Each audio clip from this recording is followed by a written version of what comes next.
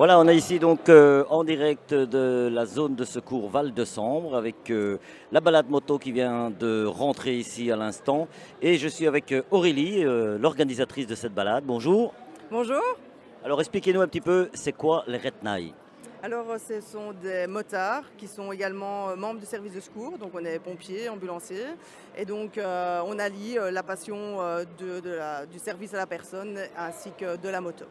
Donc expliquez-nous un petit peu le parcours que vous avez fait ce matin.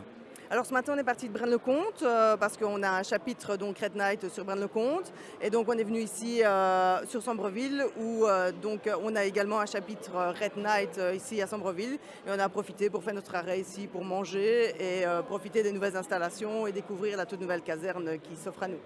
Et qu'est-ce que vous en pensez? Elle est magnifique, ça c'est quelque chose de très très réussi. Elle paraît très fonctionnelle et oui, je crois que tout le monde en rêve, oui. Alors combien de membres dans le club? Alors, ce sont plusieurs petits chapitres sur la Belgique. Chez nous, on est une quinzaine, mais on a regroupé. Il y a aussi des gens non Red Night qui sont venus nous rejoindre pour la balade aujourd'hui. Eh bien, on va vous souhaiter encore pas mal de balades. La saison arrive et puis on se retrouve peut-être prochainement sur un autre événement. Avec grand plaisir. Au revoir. Au revoir. Nous sommes toujours ici à l'occasion des portes ouvertes de la zone de secours Val de Sambre et je suis ici avec Johan. Bonjour. Bonjour. Alors c'est un service un petit peu particulier, c'est les drones. Alors expliquez-nous en quoi consistent justement les drones au service de secours ici à Sambreville. Tout d'abord, l'utilisation des drones. La zone de secours se veut à la pointe de la technologie et l'utilisation des drones est utilisée dans le cadre soit du préventif, où on réalise des dossiers de prévention, des plans particuliers d'intervention, où on peut aller au-dessus d'une entreprise à risque, des écoles, faire des photos, des vidéos, des vues aériennes pour voir les accès. Et on sait imprimer les photos dans le dossier et on sait contrôler les accès comme ça et nous donner tous les renseignements nécessaires pour pouvoir accéder à un site le plus rapidement possible. Puis après, on peut avoir dans le cadre de l'intervention de recherche, donc de recherche de personnes pour autant que la visibilité soit bonne parce que les drones ne sont pas encore équipés de caméras thermiques, mais on pourrait les équiper de caméras thermiques. On pourrait aussi les équiper de détecteurs de gaz. On peut faire des recherches aussi dans le cadre d'une intervention avec l'équipe Grimpe par exemple et d'aller faire un premier vol et voir la personne si on voit qu'elle a des signes d'activité, si elle bouge, les accès, par où est-ce que le Grimpe pourrait intervenir, s'il y a des objets menaçants. Au fait, le drone, une fois qu'on l'a et qu'on a exploité toutes ces possibilités, c'est difficile de s'en passer. On pourrait aussi, dans le cadre d'inondations, de faire une vue aérienne, une vue d'ensemble sur la zone inondée. On a énormément de possibilités au fait. Il n'y a pas longtemps que ce service existe. Non, tout à fait. C'est un service qui a quelques mois et il n'est pas encore opérationnel à 100% parce qu'il y a une législation sur l'utilisation des drones et donc on a du personnel qui est en formation pour pouvoir utiliser le drone dans les bonnes conditions. Alors je pense qu'il y aura une démonstration tout à l'heure ici sur le site.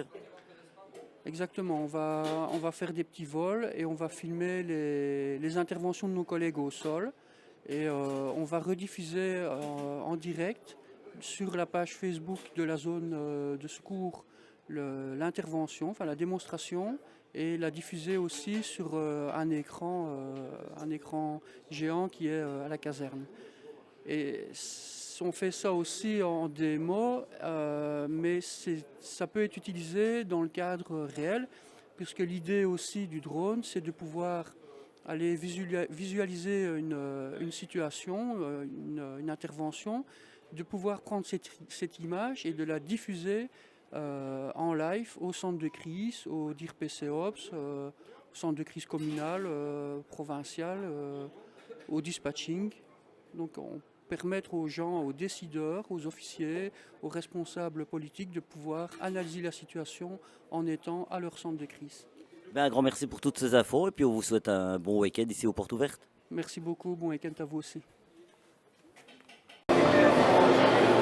Voilà, toujours ici en direct de la zone de secours Val-de-Sambre à l'occasion des portes ouvertes. Je suis ici avec Fred pour le centre médical d'urgence de secours, c'est bien ça? Tout à fait, bonjour. Alors, expliquez-nous un petit peu bien en quoi consiste ce service, principalement. La démonstration aujourd'hui ou le service de tous les jours? On va commencer par le service de tous les jours et puis on parlera un petit peu de la démonstration. Ok, parfait. Donc voilà, l'aide médicale urgente consiste effectivement à la prise en charge médicale par les ambulanciers de la zone. Et comment ça se passe? Eh bien, lors de l'appel au niveau du numéro 112, le requérant doit préciser l'état des victimes. On prend le cas d'un accident de voie publique par exemple. Donc le requérant doit préciser l'état des victimes, le nombre de victimes. Et d'après toutes les informations reçues au 112, eh bien, le préposé 112 envoie soit une ambulance, 2 ambulances, avec une équipe médicale ou sans équipe médicale. Voilà, donc ça c'est pour la vie de tous les jours. Et ce week-end, donc il y aura, je pense, des démonstrations au programme. Voilà, tout à fait. Alors, lors de ce week-end, aujourd'hui après-midi et demain toute la journée, il y aura des démonstrations de réanimation, aussi bien sur mannequins adultes que sur mannequins pédiatriques. Et là, j'attire personnellement une importance pour ce genre de formation parce que je trouve que les gens ne sont pas assez formés. Et les élèves dont des primaires et du secondaire, et monsieur et madame tout le monde devraient suivre ce genre de formation. Eh bien, donc c'est l'occasion de se rendre ici ce week-end. Absolument, vous êtes les bienvenus. Un grand merci à vous et puis bon succès pour cette porte ouverte. Merci beaucoup, monsieur. Au revoir. Au revoir. Nous sommes toujours ici donc à l'occasion des portes ouvertes du service de secours Val-de-Sambre et je suis ici avec le président de l'amicale. Bonjour Lino. Bonjour à vous. Alors présente-toi un petit peu à nos auditeurs depuis quand tu es pompier et comment ça se passe. Je suis rentré en service depuis le 3 novembre 1993.